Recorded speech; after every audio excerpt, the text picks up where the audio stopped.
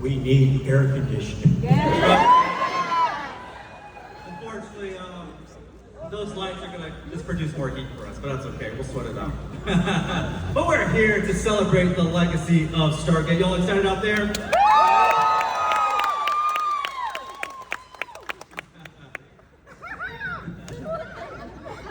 This is wild, this is quite the crowd.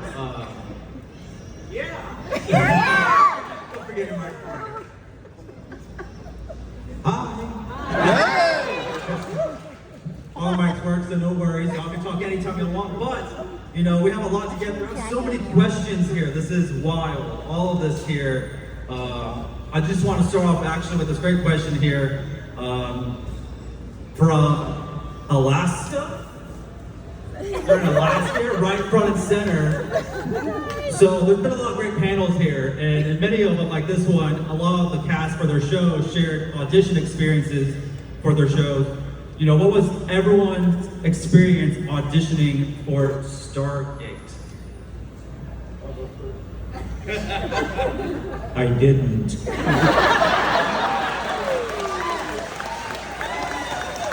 I done this show, what was it called?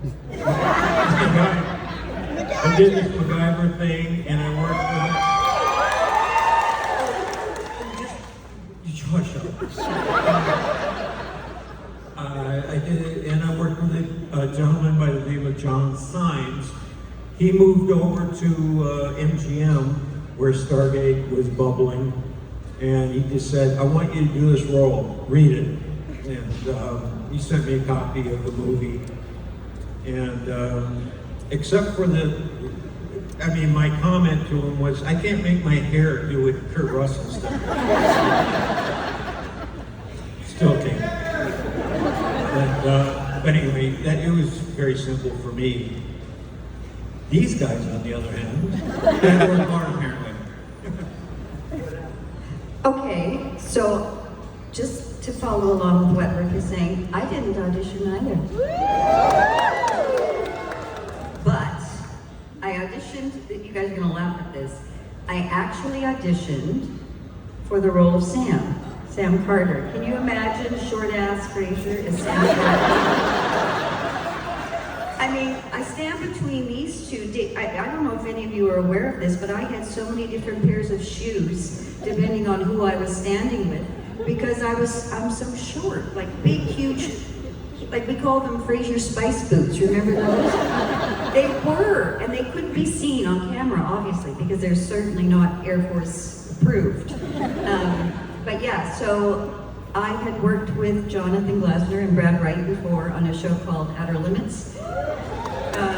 I obviously, as you know, did not get Sam, and then I had the amazing gift of my agent calling and saying, hey, listen, they want you to play, it's a guest star, you're going to be playing a doctor on Stargate, and it might recur. And I said, oh my gosh, that's fantastic, I would love it, of course. And 7 years later, before a staff blast to the chest, without a sarcophagus,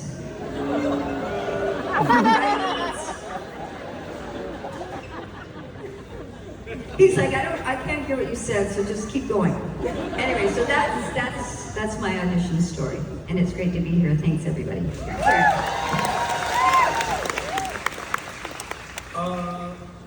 I would ask.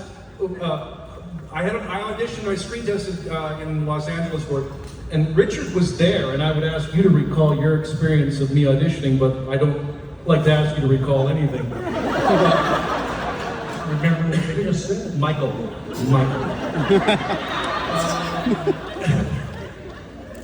I do remember this, that what I thought was a great thing is I auditioned once on a Wednesday or Thursday, and it was about a 3-hour experience of waiting for everybody to do stuff, and Amanda and Christopher and I kind of like seemed to single each other out and all hang out as a group. And then when I left, Amanda and I were going to catch a taxi together back at the hotel that they had put us at, and then somebody came running out and asked me, somebody from MGM came running out and asked if I was free tomorrow, and I was like, ooh. Why, yes, I am. Thinking that this meant I was close to the role, and they said, great, they want you to come back and screen test again. Because there was a couple guys that hadn't been able to make it that day, that were coming in the following day, and so they wanted me to come back and do it all over again. So I actually screen tested twice. That's how badly they didn't want me to get the part. And then I ended up getting it, so.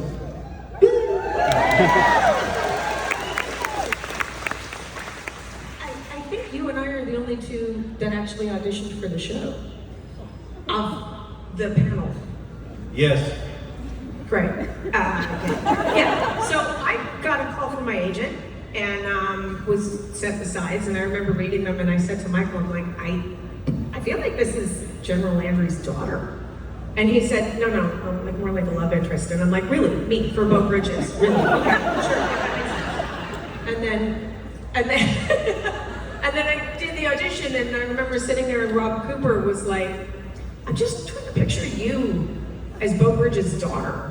And I was like, and I'm like, you know my dad's wife, right? And he's like, oh yeah, right. And then I went home and I told Michael that I was right because it was Beau Bridges' daughter. And then I got the part. And then I think Michael called Rob and said, what are you doing? You just cast my wife. Most people think that she got the part because she was my wife. I actually went to Rob after she cast me and said, why did you do that? Thanks, honey, thanks. Eat it.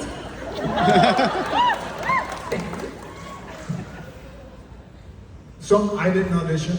I was on a show called Farscape. And apparently SG1 got us canceled. So you can't beat them, you join them. Exactly. But I had met Brad Wright at Comic-Con, and so I'm standing talking to Brad Wright, who I knew was the showrunner for SG1, and he keeps looking over my shoulder like everyone does at all of these events, like because there's somebody more important behind you. And he's going, oh, that's not fair. And I'm looking over my shoulder, because that's just not fair. And he was looking at Trish Helfer from Battlestar Galactica. And I go, what do you mean that's not fair? He goes, that's just not fair. And I said, you know you're talking about my wife. And she looked at me, and Trish is not my wife. But Trish had played my wife. I played her husband on a TV movie. And he goes, oh, I am so sorry, man. I am so sorry. I didn't, and I go, no, it's okay, but, and he goes, wait a minute. She's not your wife, is she? And Trish is all the way across the room, and she was looking pretty good. And I yelled across the room, hey, Trish, are you my wife? Hell yeah, I'm your wife! Oh, man, I am so sorry. I am so sorry.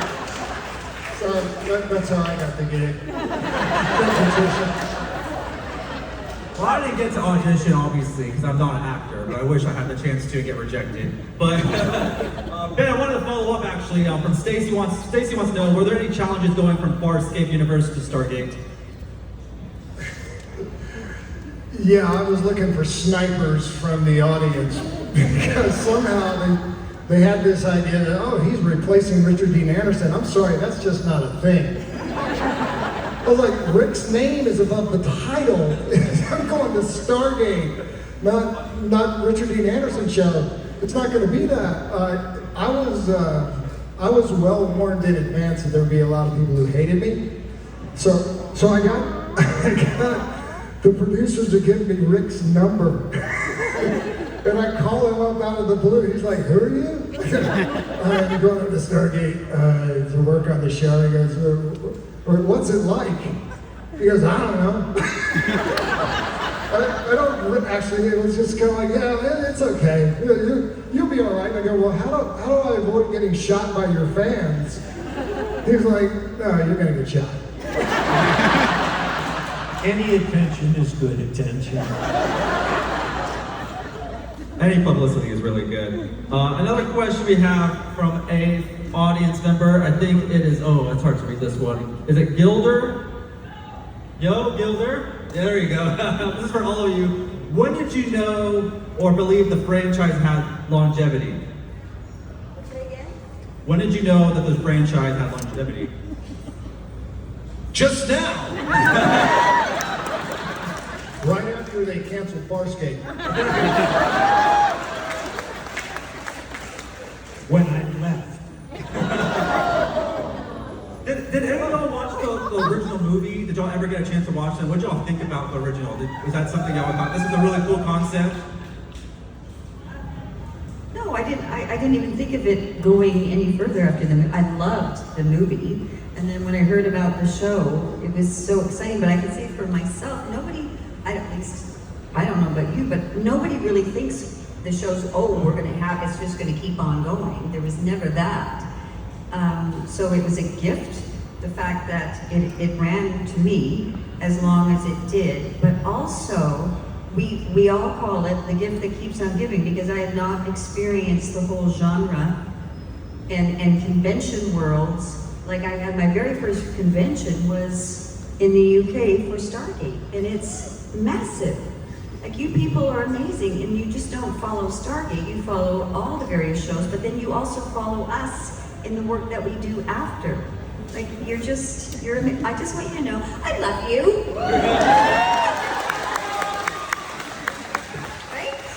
Right? What? I knew that. You love everyone. They love you, you love them. Simple as that. Yo, everyone's excited that y'all are all here. Got a great question here from Emily and Chris. Where are y'all at? Where's the dynamic duo of Emily and Chris? All the way back there. Hello, hello. This is fun. So if the Stargate actually existed, what type of world would y'all have wanted to, visit via the Stargate? Fake or real? Any world. No, you go first. He's got it. Beach planet. Beach planet. Mountain and forest planet. That's basically Vancouver. Just so. Fair. Take that. What was the planet where the Knots were? Because they had great hair. Planet raining every day, all day. Okay, so the Knots planet without the rain. Man, You're up, buddy. Wake him up, will you? Somebody should.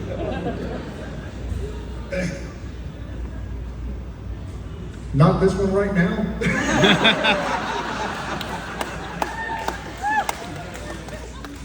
Yeah, That's a good sound. I'm gonna come back in 100 years. I want to see that everything's worked out fine.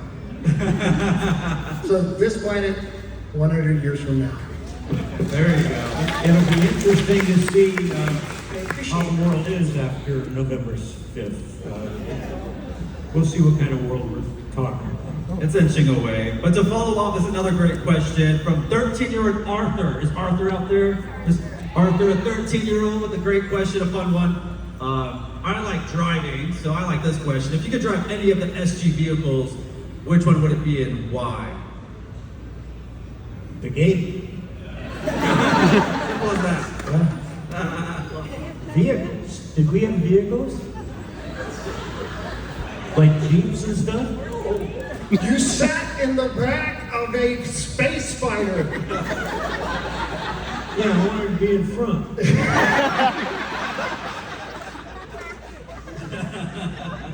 What was it, the F-305? Is that right?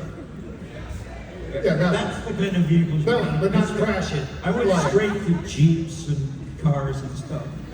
I forgot where I was. There was a Toyota Land Rover that I drove in an episode called The Curse Yeah. that I bounced Terrell out of the back seat on going through the sand. I was just gonna say, wasn't it you driving? Yes, it was me driving. I was, and for the younger ears in the audience, I apologize in advance, but I was scared shitless.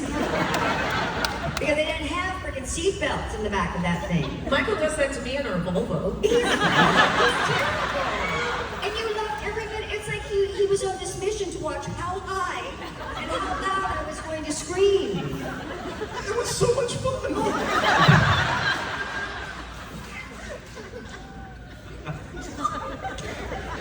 Children. It was sand dunes. I couldn't slow down. They said gun, and I said okay. Didn't some of the wheels leave at one point? I broke the alternator on That's it what it was. and something else. Yeah. And you call me the crappy driver? Yes? There's a question here, but no name. But they want to know, knowing how successful the show became, what would you go back and tell yourself on the first season that you wish you had known? Something you tell yourself if you could go back into that Stargate and tell your younger self on season 1. I would have said, just remember, in season 7, ask for the sarcophagus.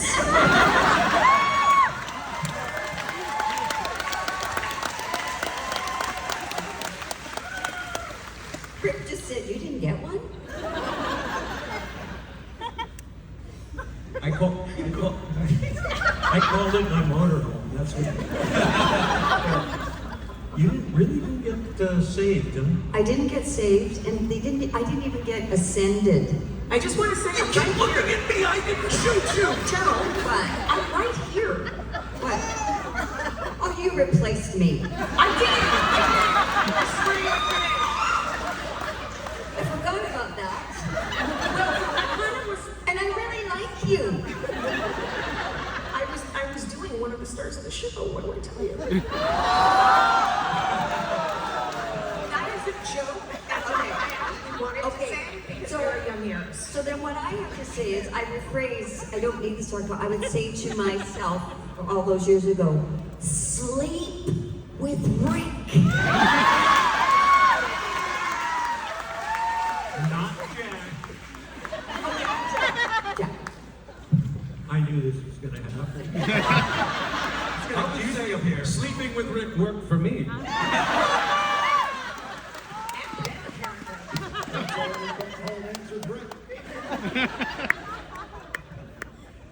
Well, let's just get it over with. I don't have long. Keep the juicy gossip going. I love it. We have Angel and Mandy out there. There we go. Angel, it's Angel. Sorry, we're in San Antonio, so you just never know which version it's in. They met you, what, 19 years ago? Wow, that's a long time. This is for everybody. What was your favorite episode to film or direct? Your favorite episode to film or direct? Richard, anything come to mind? Well, I got this is my pat answer, but it really was fun to age up to like 100 and whatever I became. God, well, that should be for the makeup people. Any applause, because it was a pain in the butt to. And why they were making up my butt, I have no idea. Now, I took 4 hours to put it on, 2 hours to take off, but while it was on, I was free. I could do anything because it was a new guy. He was my grandfather plus 10 years. And so I had a ball doing that selfishly. I don't think it was a very great episode, but it was fun for me. I've learned not to embellish any further because my story usually entailed telling what I could do as a 100-year-old man. Senior citizen discount. You know what I mean. Okay. It's all in my book. Anyone else have a favorite episode? I do. My favorite episode, one of my favorites, was the initial episode where Janet appears in Broken Divide. Because, no, it's you. What are you looking at your hair? You look great, right? Looking good. Oh, look at I got a bald spot. Rush it, right. Anyway, sorry. Stop sidetracking me. I'm just beating. broke a divide because it was the initial episode where we find out who Janet Frazier is, but also I remember I loved what you did. You won't remember, it's okay. It was called Broke a Divide, and in it you had this, remember I had to find the histaminolytic, I still remember that word, histaminolytic to help cure you, but you were freaking brilliant in that episode. You were brilliant. He doesn't remember. You were in a cell because there was stuff happening, and you wanted me to experiment on you to find the cure. And they put these red, like drops in your eyes, so it was like your eyes were blood red, and I think they actually hurt. But his performance, seriously, was so, I got goosebumps, because I started crying. Like I was welling up, and I'm thinking, I'm a doctor, I'm a doctor. I shouldn't be emotional, but I got emotional because it was really, you were fabulous in that. Why didn't we talk sooner? I could have had a career.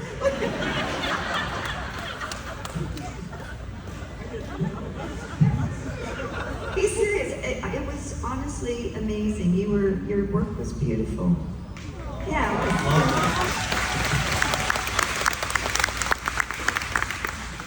I know. Anyone else want to share some favorite episodes? I just remember about that episode that it was the caveman episode for those that don't remember. And everybody else that got turned into a caveman in that episode had to wear these ridiculous eyebrows. And I said, these look stupid, why are we wearing these? And then I saw the episode afterwards and Rick wasn't. And I said, why the hell did you make us wear those ridiculous eyebrows? Because they were, and Rick didn't. And all they said was, well, Rick refused to. And I'm like, oh my God. I think what they said was, he doesn't need to. I was a unibrow back then. One of my favorite episodes to do was Lifeboat. Carol and I were talking about it. Speaking of amazing, Because was it's he brilliant? we got to do our own like one-act play together. So that was probably the most fun as an actor that you could kind of have in terms of being free and just kind of relying on, you know. And all of the characters, all the different characters that he portrayed was, again, yeah, that was, Listen, what? you were lovely. You were lovely. You were lovely. Yeah, no, you weren't. No, you were more lovely. Aw. I knew this would I'm happen. right here. Look at John. I'm right here. Anyway, my favorite episode was the first one that I was in, where Bo comes up to me and he goes, you know, a strange parent-child, like there's always like that big blowout fight. Like let's like improv that fight right before we shoot. And I'm like, okay, fine. So literally 30 seconds before we walk onto set, we are screaming bloody murder at each other. And then we hear, we're ready, and Bo drops it like that and walks away. And I'm left sitting there going, and I walk onto set, we shoot the first take, and I think it was Andy Nikita that was directing that episode. And he comes up to me and he's like, yeah, you're a little too hot. Like, you're a little too angry. And I'm like, blame him! But no! They didn't, and I kind of pulled it together. So Bo was the professional in that one, and I was the moron. But I had a really great time.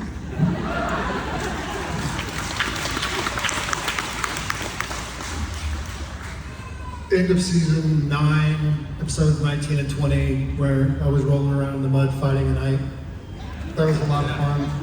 Just fed my 9-year-old boy. Like, this is the last time you're ever gonna do this, so you better enjoy it. But it was, you know, Brains Lot in Vancouver, and the set we were on had about 6 inches of dirt. It was 6 inches of mud. Just for something joyful about being an old man and rolling around in the mud like a 9-year-old. So I'm a simple creature. And Mike, you were great in that episode. That banter, you know, we were standing I'm there right and we were here. bantering back. Michael, you were talking about eyebrows with that caveman episode. But this is a question for everybody. What was your favorite Another favorite Goofy episode to film. Y'all have like a favorite Goofy one outside that caveman one with all the crazy eyebrows y'all can think of? Yeah, well, the 200th was fun to film. There you go, yeah, 200. Yeah, you were in that, Rick. What was the question? A Goofy episode. A goofy A episode. goofy episode that was fun to film. Yeah, so like the caveman. I don't remember Caveman and all the others. What about the golf? The silly one, The golf one. Remember where you kept playing? What was that? oh, that was fun. That was fun. Wasn't that the one I got to make out with Amanda? That was so silly.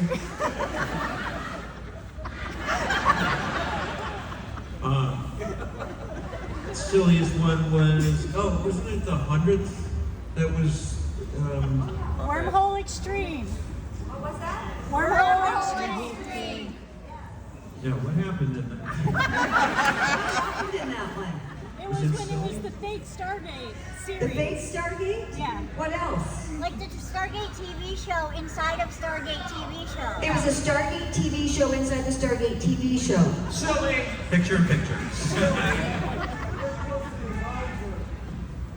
Well, I'll be honest with you, they all kind of had a silliness to them for me. Only because that's what my brain does from what my eyes see. It all gets jumbled, and I have to straighten things out through some kind of filter before I say anything, because otherwise I'd just be sarcastic, sardonic.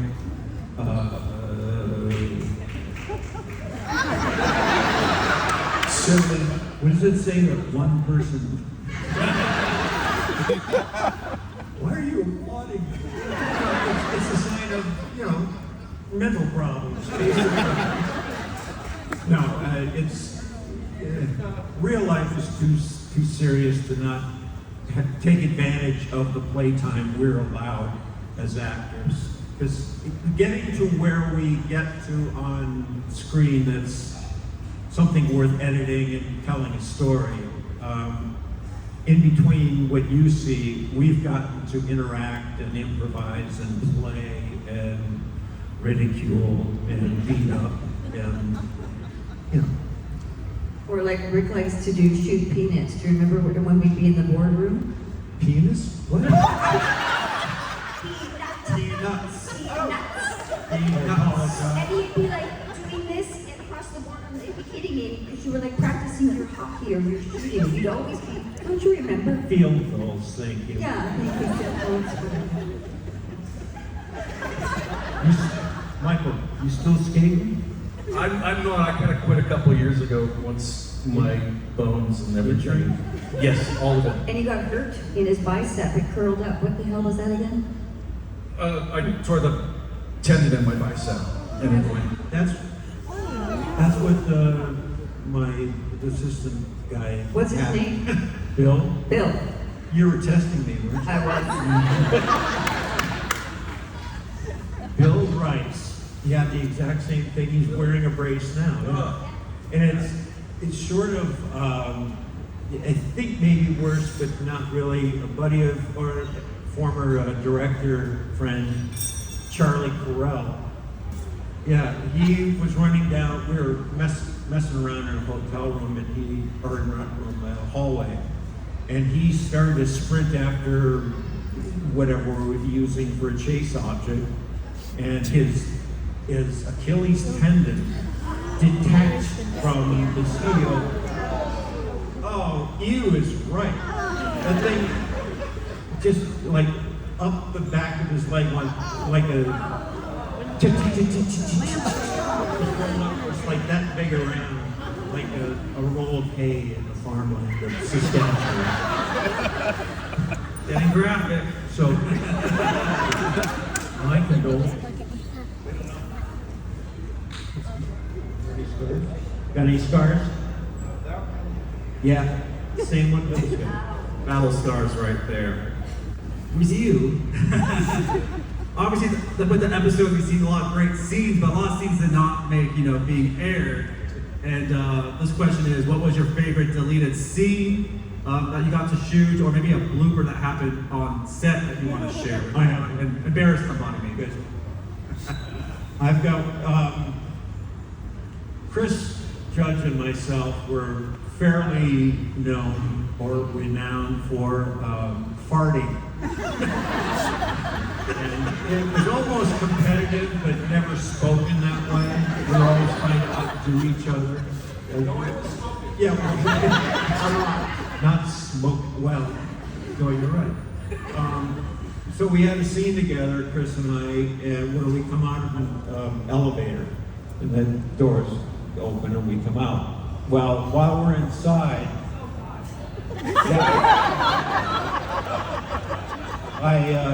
the two, and then we hear the countdown, and then it's camera, action, doors open, and just before the action, I ripped off a beauty. Just a beauty. A visual beauty. And the doors open, I walk out, and Chris is doubled up. And can't make it, he can't take a step, he's faint. But he came out and he just said, "You win! You win!" True story. True story. Who can top that one, please? Well, that one got worse. So let's finish this one off. That got so bad, especially with Chris, because he actually changed his diet to make sure that he had broccoli and beef every day for lunch. That it finally got to the point we were doing a scene in the gate room, not the gate room, but the control room, and he did one so bad. These two were going back and forth, but Chris did one so bad, we actually had to stop filming. They had to open the doors of the studio and air it out. And it took about 20 minutes to finish airing out the studio because no one could work anymore because people's eyes were watering and all this other. The next day, a memo came down to everybody from the office saying that there will be no more flatulence on set, as it is costing valuable filming time. They even stopped egg salad sandwiches from Crafty. It was that bad. You know, oh my God, you're not embellishing. It was bad. Or that good. Depending how you look at it. Good times. Anyone else want to share some? That, by the way, that did not make it to air. I'm sure. So to speak. There's a lot of great deleted scenes that are like all over YouTube that people can see. And I know there was some lines. There was a throwback to MacGyver that didn't make the cut. Did you wish that kind of stayed in there just for fun? A little throwback to that. Yeah. Well, that was sprung on me, so I tend not to remember things that don't come from me. Well, even with it, they come from me. No, Amanda, I think, just improvised that. And just got me. When I got her, the closing line was, we're huddled together and frozen under the ice. And as we're fading out, it's the end of the scene, I whispered, "That's not my gun."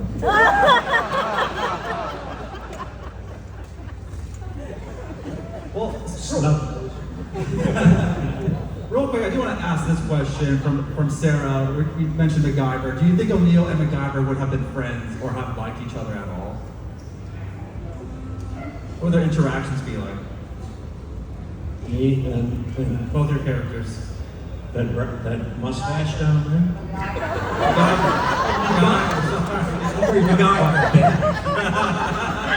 Ben, we have gotten along. Ben, when did you play MacGyver? We want to know when this MacGyver stuff came through. MacGyver 2.0 over there. While we're on this subject, though, is not Ben Browder's mustache the best thing you've seen?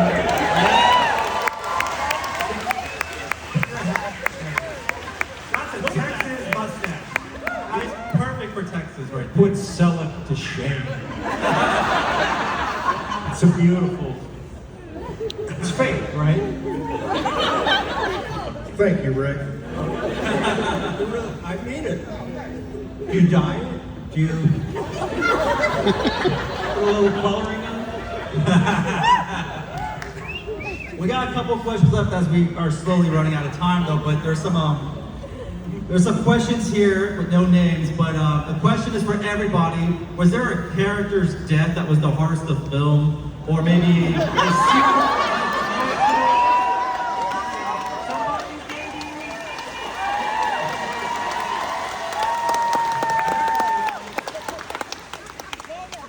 How many tissues did we go through? Richard, I want to tell you that I cried when Gandalf died.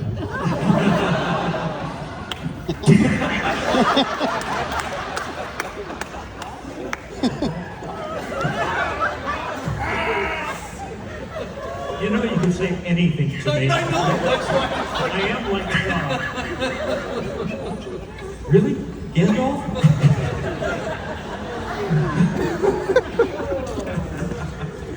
Any other emotional times on the show? Times?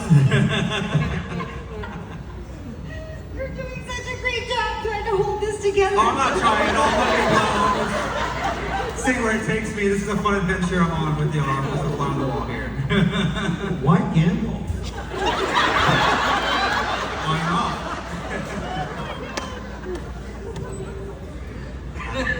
You guys know what he's talking about? Oh, you do? You mean Merlin?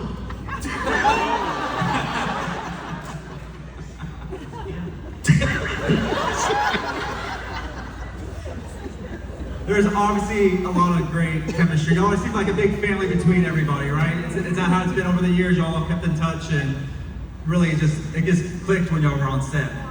We have. I got to admit, I'd revisit it any time now. Or again. Wait. Again? No. Oh, it was so much fun. It wasn't always this kind of, heady, insightful, kind of historical flashbacky humor. But it was fun. It was easy.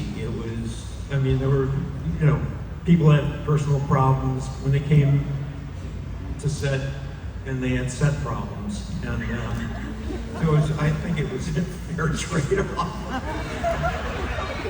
Was I saying something? No. Yeah. Good times.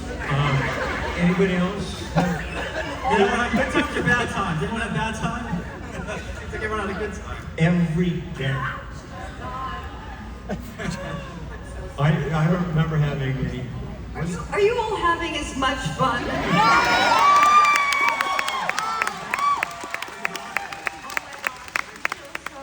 We're losing it. Don't worry. Gandalf. Who is it? You'll tell me later, so I don't embarrass myself in front of all these people. Don't worry. I'm sure when they come visit, they'll tell you individually who he is. So you get like maybe a dozen people tell you in person today. Just one. Just one. I do want to end, I guess, on this last note. A lot of questions came through about this. In a time where things are getting rebooted, things are being brought back.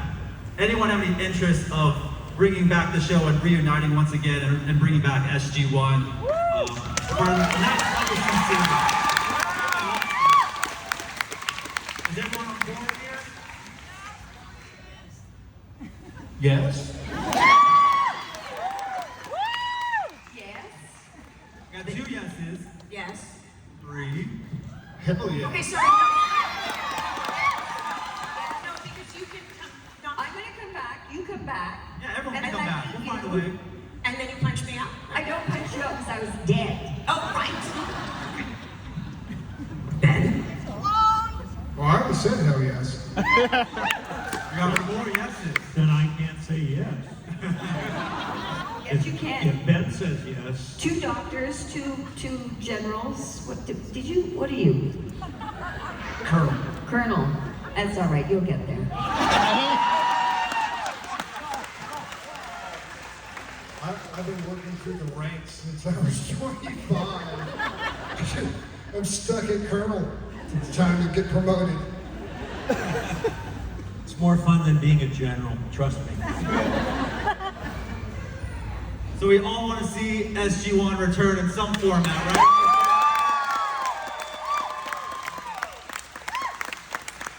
This was such a blast. Y'all had some great questions. What a great audience. But I want to thank all y'all for coming out here. I want to thank the cast of Stargate SG1 for joining us.